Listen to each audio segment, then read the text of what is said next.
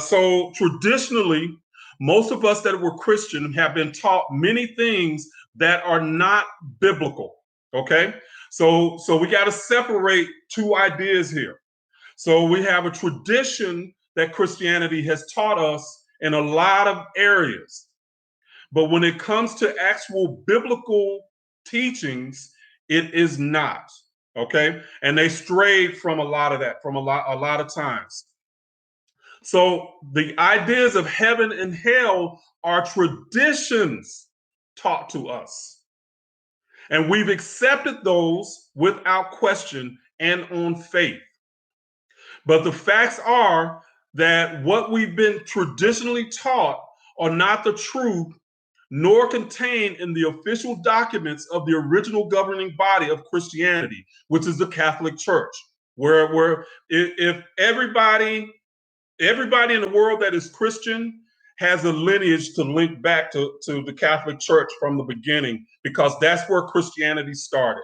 Okay, so again, traditions and the actual what is actually written and taught in the Bible are two different things. Okay, and we'll see that today.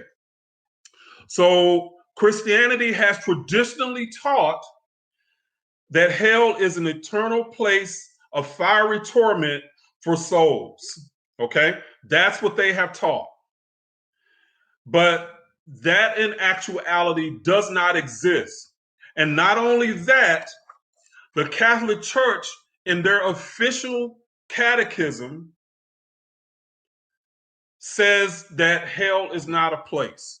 Okay, so where did the idea of hell originate? And I'm giving you a quote from a book called The Teachings of Jesus, or The Teaching of Jesus. And this by the author Samuel G. Dawson. And he says, "Hey family, are you feeling stuck, ready for a change? Kickstart your journey with my personalized 3-month coaching program, Unapologetically You. We'll create a tailored game plan to reach your goals using rich knowledge of Kemetic science of the soul and metaphysical teachings.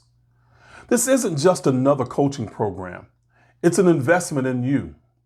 I provide focused coaching and accountability to help you unlock your potential. Due to the personalized nature of my approach, I only take on a few clients at a time, ensuring each person receives my full attention. Together, we'll unleash your authentic self, freeing you from fear of judgment and societal expectations. Regardless of your race, sexual orientation, or previous religion, my unique approach facilitates rapid, lasting change. Ready to live life on your terms boldly, authentically, and unapologetically you? Visit my website at workwithreginaldmartin.com for a free life-changing video. It will shift your mindset from limiting beliefs and lay a foundation for tapping into your soul's experience. Share a bit about yourself and secure a spot on my calendar for a free exploratory session to develop your personalized game plan. I can't wait to hear from you." the advocacy of hell came primarily on the scene with Augustine, so St. Augustine, which was one of the popes. In no other respect did Augustine differ more widely from Origen, which was another Christian father, and the Alexandrians, which was the Eastern Church, than his intolerant spirit. Even Tertullian conceded to all the right of opinion. Okay, so hell came about through St. Augustine, so one of the popes, St. Augustine. So the Catholic Church, where did they get this idea that we got of hell today, of a place of damnation and eternal torment? Where did that idea first come about? And the Catholic Church got this idea from the Italian poet named Dante Alighieri, okay, from his poem called The Inferno, where he describes different levels of hell. So in other words, he made it up. He came up with this idea, and the Catholic Church has basically said, that's pretty good. We can scare the hell out of people here, or scare the hell into people, okay?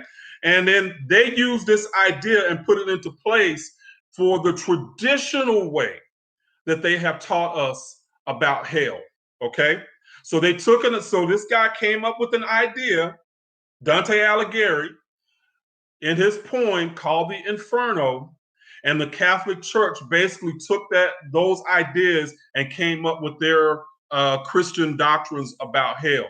But again, it's tradition; it's not biblical. Okay, you can check this for yourself.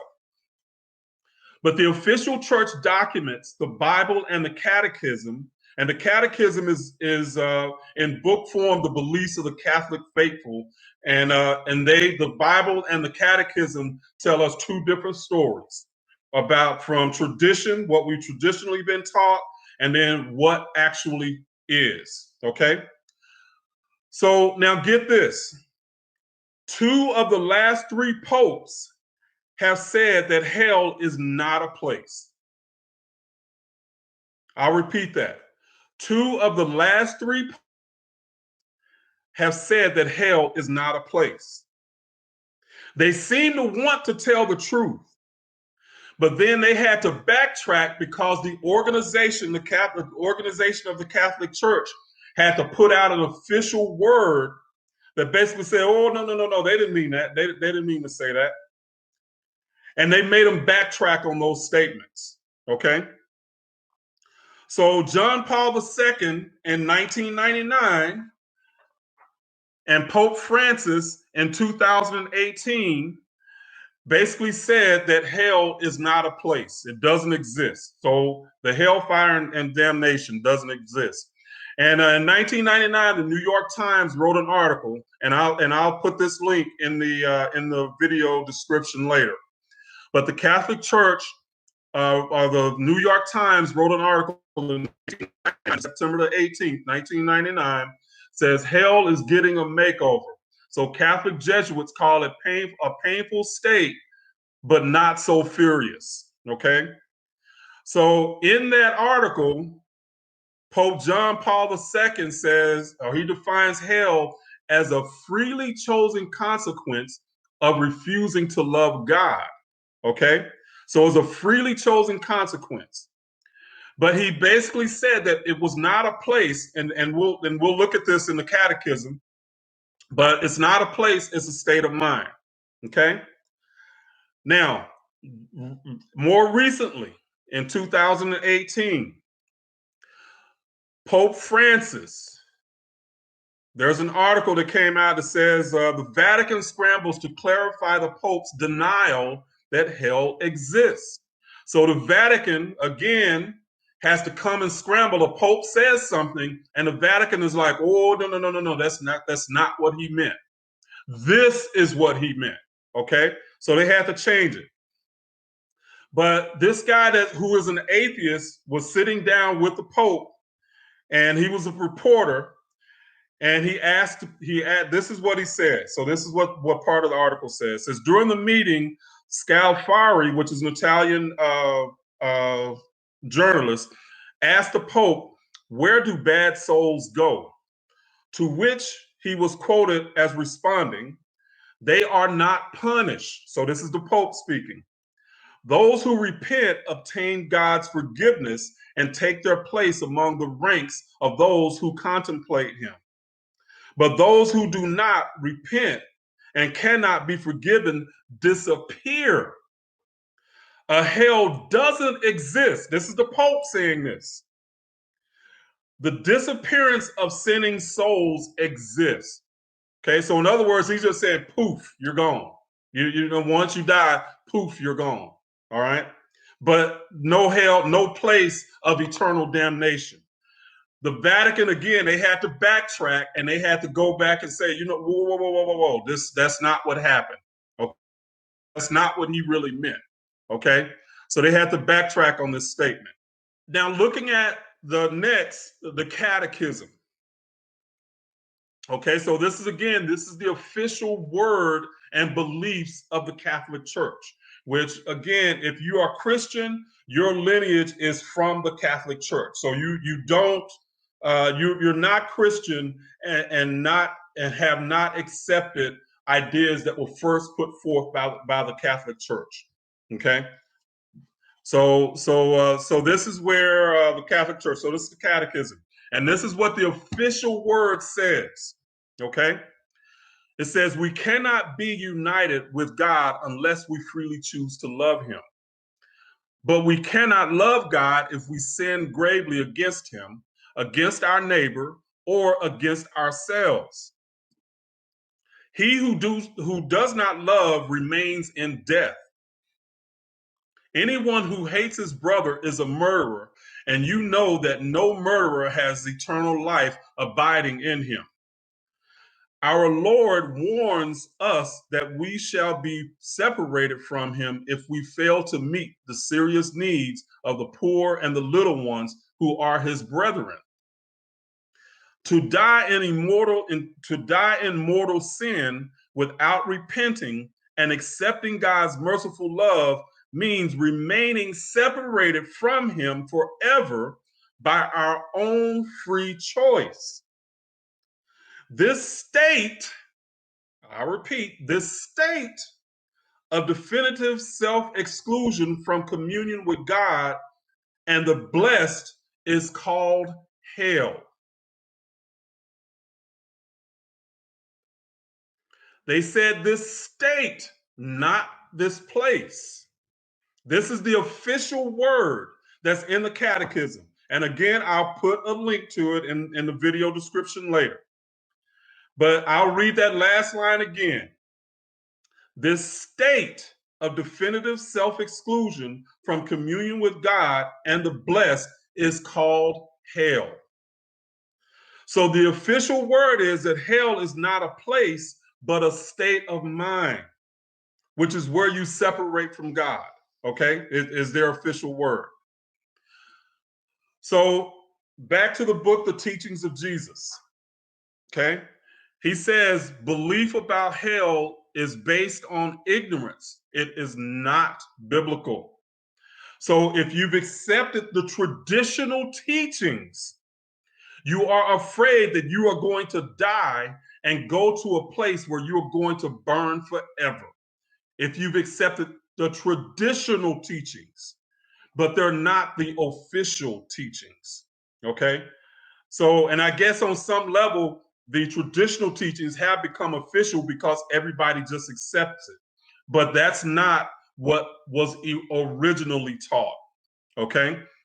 So in his book, he says, The Teaching of Jesus, he says, most of what we believe about hell comes from Catholicism and ignorance of the Old Testament, not from the Bible. I now believe that hell is the invention of Roman Catholicism. And surprisingly, most, if not all, of our popular concepts of hell can be found in the writings of Roman Catholic writers like the Italian poet Dante Alighieri from 1265, who lived from 1265 to 1321. And he's the author of Dante's Inferno. Okay, again, that's the poem that I referenced earlier. But he was saying again that the ideas about hell comes from this guy's idea of what he came up in his mind. He conjured up something in his sick mind that everybody has accepted and the church has used to scare people for centuries. Okay? For centuries, they've used this idea of hell. Yet, they, in the official word and records of the church, hell does not exist. It only exists in our minds. Okay? That's the truth about the matter. Okay? So again, I'll put these links so you can research it and look it up for yourself. Okay? If you are afraid or have ever been afraid that you're going to die and go to hell, it's made up and it's a program for you to accept. Okay? The other part of that is so many people believe that there must be punishment for individuals that do something bad, that there has to be a hell or a reckoning for them. There has to be. So that's the other reason that people want to accept the idea that hell exists. Okay? Because they have to believe that some way, somehow, people are going to be punished. All right? But that's not, again, that's not the original teachings. All right.